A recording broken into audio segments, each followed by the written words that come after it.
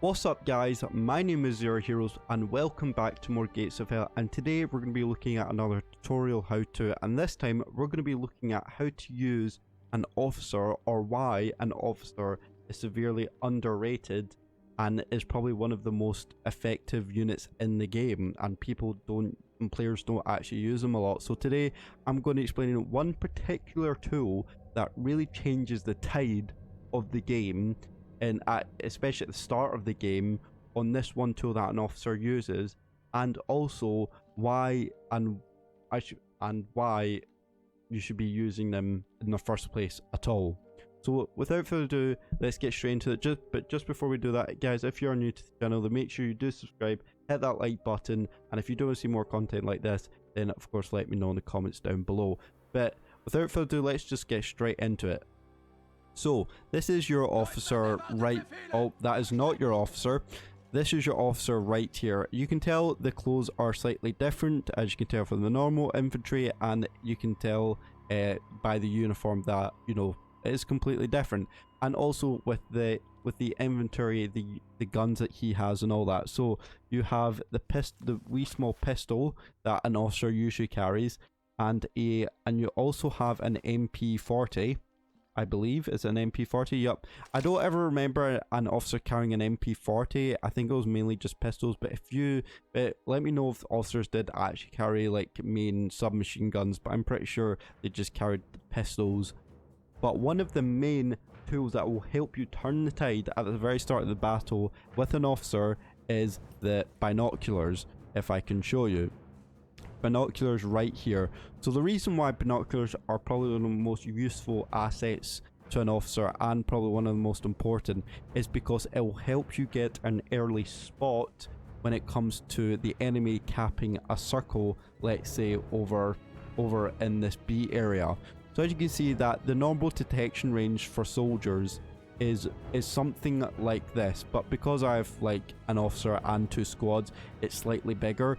But let me show you what I mean by the detection range of an officer, and then I'm going to compare it to the binoculars and how it's actually more useful, and how it's pros and shows its pros and cons, I guess, of using binoculars of an officer. So let's just get straight to it.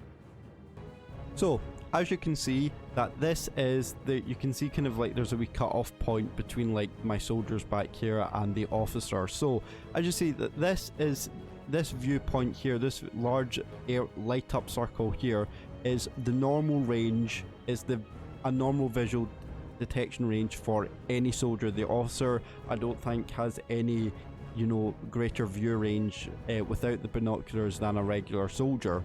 So you can see it's quite big, and it can spot targets that are coming up close. But let's say you want to spot a target that's a lot further up, and that is outside your visual detection range with a soldier's eyes. And let's say you want to possibly be scouting kind of this cap point over here.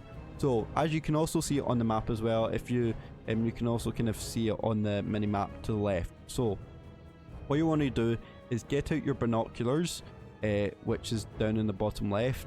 They look like binoculars, and you're just going to press E to take control of the soldier. And as you can see now, that the con of using binoculars is that your visual range of like up close targets, it's now very narrow. So you're not going to get a wider range of targets that could be coming close to you if an officer with an officer.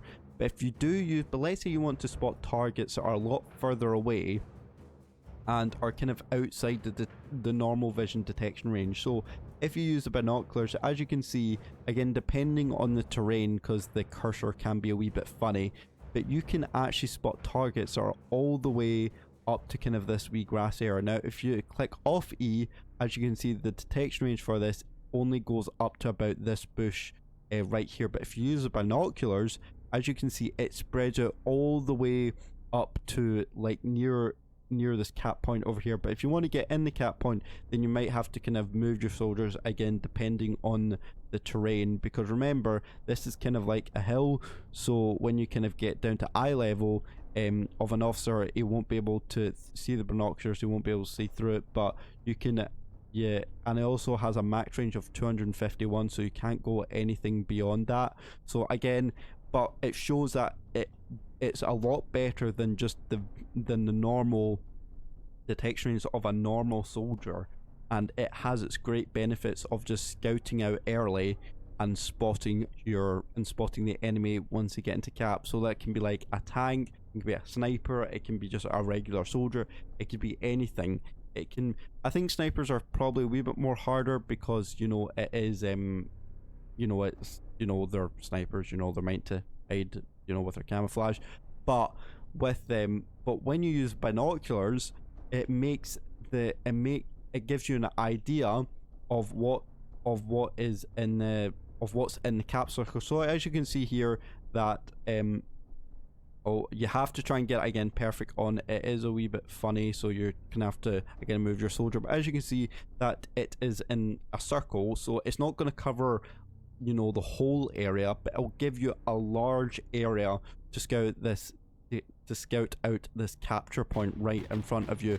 And as you can see, you can pretty much see anything within this cap point with the binoculars. And as you can see, this is just the soldier just with the normal vision detection, you know, with his eyes, you know, without the binoculars. So really important difference here, and that's why I think you should be using a officer at the start of your battles, because it's definitely an underrated unit, but probably one of the most effective units in the game when it comes to the start of the battle anyway, and even just later on during the battle can really turn the tide of any battle. So yeah, you're really gonna have to just really just have, you know, a lookout on, or you're really gonna have to use binoculars at the start, and make sure you get the officer into the right position as well, because again, if you don't not get the officer into the right position, it can really just screw up how you can really just screw up on its view range with binoculars. So